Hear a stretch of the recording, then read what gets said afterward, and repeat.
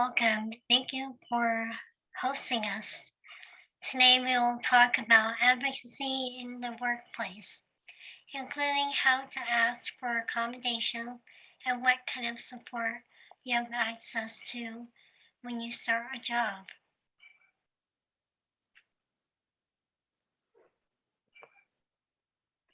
We work for the Advocates as Leaders Speakers Network. This is a program run by the Utah Developmental Disabilities Council. My name is Casey, and this is my co-presenter, Amber. Our mission is to educate professionals, family members, self-advocates, and siblings all about the issues that affect our everyday lives. Disabilities in the workplace. More than 500,000 Utahns have a disability. So the odds are pretty good you'll be working with people with disabilities in your job. You might even be someone with a disability at your job. Keep in mind that some disabilities are visible and others are not. There are a lot of tools to improve the workplace for yourself or others you work with who need help or accommodations. If you make an effort to develop communication skills and follow the guidelines for advocacy, you'll make Utah a great place to work.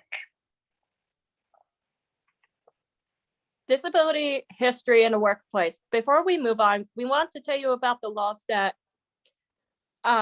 make advocacy in a workplace possible.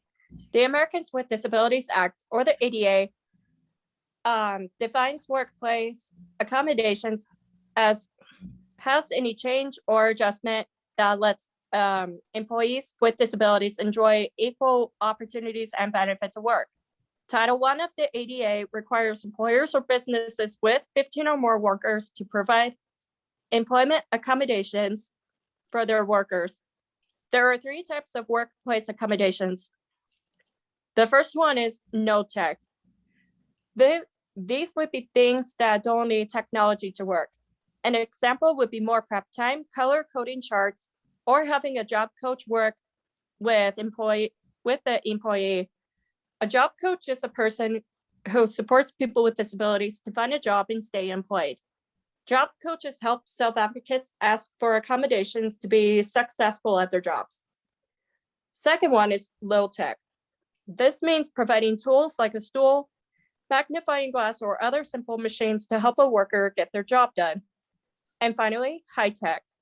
These accommodations might be a screen reader or a recording device. Excuse me. The only time it is not required to give work accommodations is when it causes undue hardship to the business. That means if the accommodation or support would be too difficult to provide without the business struggling to stay open, they do not have to provide the employee support. Undue hardship is uncommon because almost 60% of accommodations are free to the worker and the employer. Why does advocacy in the workplace matter? Advocacy means to support someone or something. Employees can advocate for themselves by speaking up about the support they need to be successful at work or when they feel they have been discriminated against. An employer may not know an employee needs the support or how to help them. So it is important you know you can advocate for yourself and other coworkers when you or someone else might need a work accommodation. Employees can choose to ask for accommodations, but they also have the right to not ask for one. You do not have to tell your employer you have a disability before or after you get hired. Employers can advocate for their workers by improving and shaping workplace culture.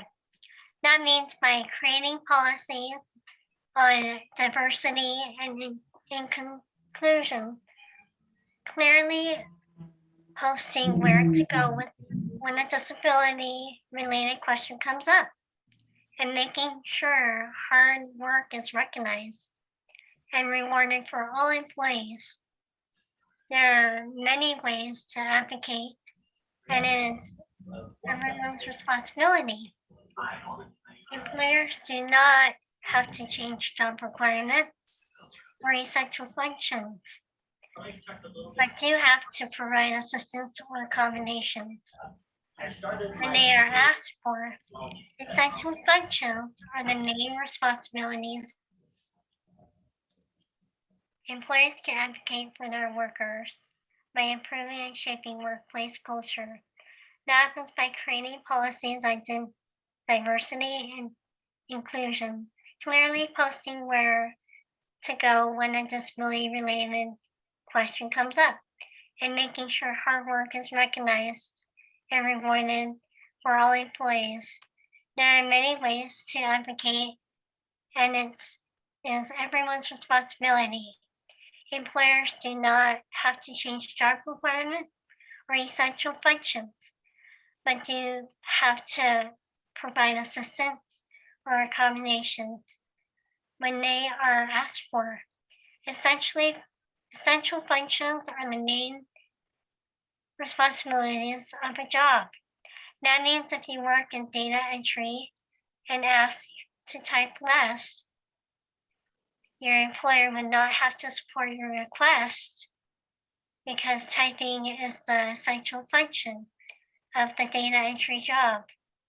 And remember, health and the accommodations can and will look different for every person. We all need different kinds of support. Everyone wears shoes to work, but not everyone wears the same size shoes. It's the same for the work support accommodations. Advocacy in the workplace is an important part of independence and self-determination. Self-determination means a person is able to access support that allows them to make decisions that work for them. Self-determination is for everyone. Self-advocacy and self-determination go together like peanut butter and jelly. Today, we have talked about advocacy for self-determination, but don't forget that being a strong advocate is a skill that we all need to continue to practice. If we don't speak up for ourselves, who will? Self-determination is the best way for us to start believing that we can have a say in our own life path. It's a way for us to learn and understand there are tools or accommodations that we might need in order to take charge of our own lives. When a person decides to take charge of their own destiny, it's pretty scary. This is true whether someone has a disability or not, but it's worth it because we all want to be successful and happy and live the lives we choose for ourselves. Self-determination leads to fulfillment in the workplace, which also leads to better productivity and teamwork. People who are not self-determined may not reach their highest potential. This is a loss for the self-advocate and the employer. Leading a self-determined life helps us become more independent. Giving self-advocates more opportunities to practice independence also helps boost their self-esteem. It provides motivation because we now have our own reasons to achieve. Experts say that if we lead a self-determined life, we can recognize if someone is not treating us the right way, or recognize people who try to involve us in unhealthy or dangerous situations.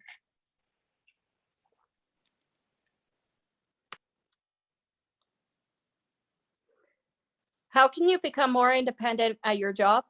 Remember, asking for accommodations is not asking for special favors. Your employer is enhancing your capacity to do your job when you ask for support. Here are some things to think about when you ask for workplace support. Figure out what part of the job you struggle with. Maybe the job isn't a good fit for you, or maybe you need a small adjustment to how you perform the job. Remember, support and accommodations are not one size fits all. Workers should ask for support that is the best fit for them. Workers should also keep checking in with their employer to see if they still need the support or if the support they need has changed.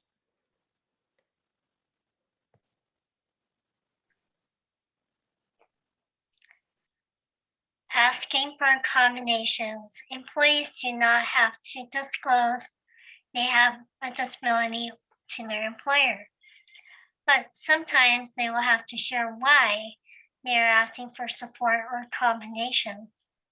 A job coach can help talk to employers about different disabilities and what kinds of support they might need. AskJan.org is a great tool to research accommodations available to a self-advocate and their employer. You can search by disability or accommodations that may even have an app on the Go Research. Utah Center for Assistive Technology, or UCAT, is also a great resource for finding accommodations. They have a ton of tools to help people do their jobs. And if they don't have the tool you need, they will create one just for you. I think that's amazing. If you want to learn more about advocacy in the workplace or workshop or workplace accommodation, contact Hillary Hayes at the Institute for Disability Research, Policy and Practice of Utah State University. She helped us create this presentation and can help people find resources. Applicants need to let their employer know they need an accommodation. The best way to do this is to send an email. That way, there is a record the applicant asked for the accommodation. When a self-advocate works for an employer to find the best accommodation, they are practicing self-determination. Self-advocates should always be a part of the decision-making process when it involves your job. Good communication is the key. Applicants can ask their employers to be flexible. Asking someone to reword or present information a different way can be workplace accommodation. Asking for more time to finish a task is also a workplace accommodation. Using plain language that is understood quickly and easily is a great accommodation for advocates who need more time to process information at their job. Making your voice heard through practice. Let me give you a good example of an employer and employee working together. There was once a self-advocate who wanted to be a pilot. When he told his supporters his wishes, many of them right away laid out all of the reasons why he could never be a pilot. They talked about how expensive it would be and how he would have to have excellent time management and quick problem-solving skills, and it would not be likely that he could achieve this dream. He remembers being sad about ever saying anything, but one of his supporters, recognizing that he had limited verbal skills, thought maybe he meant something different, so they took him out to the airport to discuss the reasons why he wanted to be a pilot. Turns out he really wasn't interested in becoming a pilot at all, but enjoyed spending time at the airport. He reported it to his supporter that he loved coming to the airport to watch all the different people from around the world. So instead of talking about being a pilot, they checked out all of the different places that he might be able to get a job or how he could spend time at the airport watching all of the people go by. Thank goodness then one of his supporters listened a little bit deeper than everyone else. Transportation. Employees are not required to get their workers to and from their job, but there are things self-advocates can do before the first day of work to make sure they get to work on time and get home afterwards. If self-advocates are working with a job coach, the coach can help map out the route of the job. They can even ride public transportation with the advocate and help them create a map to use each day. It is a good idea to have a backup plan for transportation. If you use a bus or other transit to get to and from work, having a list of contacts that can pick you up in an emergency, or other services that you can pay to pick you up and take you to work or to places, might be a good idea to have a copy for your emergency list to your employer so that they can help if they need to. And I've had job coaches where when I worked at a job that they were not allowed to give any employers a ride, but you can ask a coworker that's the same level as you. But I took the bus, and then eventually I was able to borrow my aunt's car, and then I had my own car after years after that. And the job coach from different place, like I can meet them and like they say, and it really helped. Yeah. What do you do when your employer won't work with you on accommodations? We all know self-determination and advocacy in the workplace are important. But what happens when you take all the right steps and still don't feel happy or safe in your workplace? There are steps you can take before and after you get a job to make sure you are being treated fairly. Job coaches are the best way to make sure you are getting a job that fits your interests and skills. Coaches work with you before you even apply for jobs that talk about what you want to do for work and what sort of accommodations you might need after you get hired. They also work with your new employer to put accommodations in place and make sure your employer isn't discriminating against you and following the law. A good place to start looking for a job coach is the Department of Workforce Services or emailing Hillary at the Institute for Disability Policy and Research. If you feel you have been discriminated against at work, you can file a charge against your employer with the Utah Labor Commission under employment discrimination. Before you go to the Labor Commission, we recommend you contact the Disability Law Center. They have free resources for self-advocates and can help answer questions you have and give you more information on how to file a charge with the Labor Commission. All self-advocates should know their rights and know where to go when they don't feel safe. Now we all know where to go. And don't forget, you can always use the Speakers Network as a resource too. So I wanted to take a few minutes to share my story on my current employer on this one.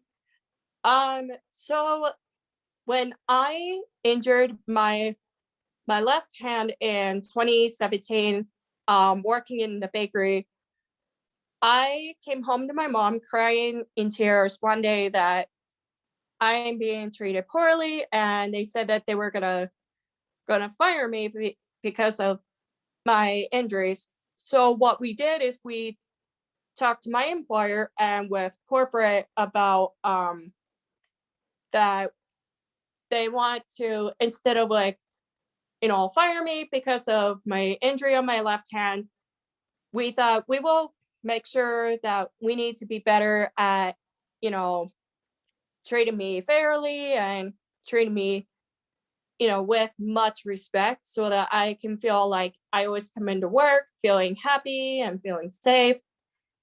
So yeah. We hope that you have enjoyed our presentation today about disability advocacy in the workplace. Does anyone have any questions for us? Hello? And so Amber and Casey, can you tell us how long you've been a self-advocate with this agency, with the Speakers Network?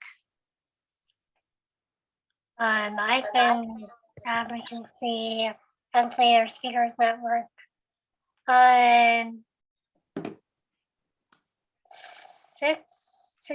years now. Oh, that's a long time. Yeah, it's been, and I love it. It's been fun. I enjoy it. That's so great. You're very I good learn at a lot. it. And what about you, Casey? I have been involved with the Speakers Network for like 6 years as well. I enjoyed it because I just like to share with my community about like, you know, my story on my disability and how it became my journey, you know, after my diagnosis with autism when I was like 3 or 4.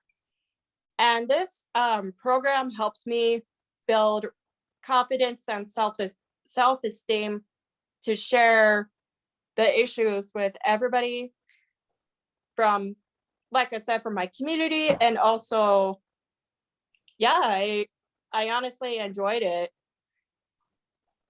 It's wonderful. You are good at it as well. We're Thank so you. Yeah, really good. And we're so grateful that both of you were willing to do this for us tonight. Just so Yeah. helpful. I'm happy to. I think you're good at empowering other people and giving people courage, you know, and motivation. It's really, really good. Okay, and we do have a question. Okay. It says, how do we find a job coach for our daughter with Down syndrome? She's 26 years old. Do we need to pay for a job coach? And could they supervise our daughter on the job? So that's a great question. Yeah, that's a great one.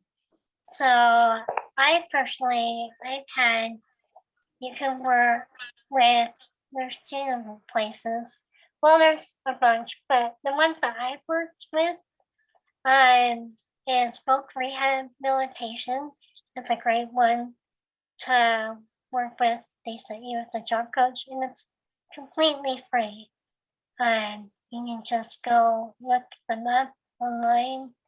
And if they're in your area or location, I know they have, depending where you live. Ooh, And I know in close. Utah there's places, but yes, they can help her.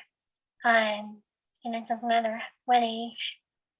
But they've helped me so much. And then you can also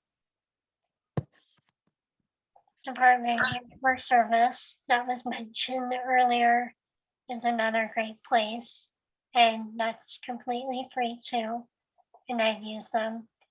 And my old job, DI Desert Industry, they have job coaches while you're work, and that's a training program. And so they have lots of tools there too. And that was actually my first job when I moved to Southern Utah.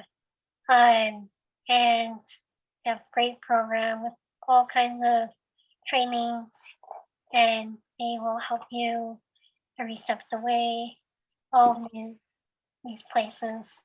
You can't go wrong with them. Yeah. Hey, thank you. Great Mhm. answer to that question. Yeah. Okay, we've got another one. Another person has had a problem with an employer who hasn't been providing supervision, and is wondering if that employer is obligated to provide supervision. And she understands that her daughter needs to learn the ropes of her job for a while, but they still weren't, it sounds like they still weren't really providing supervision at the beginning while she was learning. So are they required to have to, do you know? I think I can answer that one. So I was talking to my boss at my work one day about that, and he said that like all of the funds we get from my work, we'll give to the state government to see if they can hire a job coach to be with an employee to do their job. So they are definitely required to do that so that they can understand like their rights and their and that they always wanted to make sure that the employer has to follow the law to in order to hire one. And so I can share that example.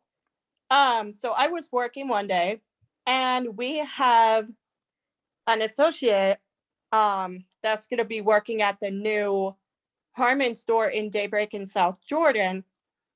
And, you know, she has a disability. And so the state told the store director, you know, we will provide an associate with a job coach. And I think they do pay her to do that so that she could be right with this associate who's going to be working in bakery. That way she's not going to be like all left out or be all by herself. And so I think they do a great job doing that. So I think it is required by the state to hire a job coach to be with that employee with special needs. If that makes sense. I think that makes sense. Yeah, thank you. And then we've got one more question and then we're going to announce the prize winners. So everybody stick around. So do you have any advice to help teach self-advocacy for a parent to teach self-advocacy for their kids? Like what helped you? Did your parents help you with that?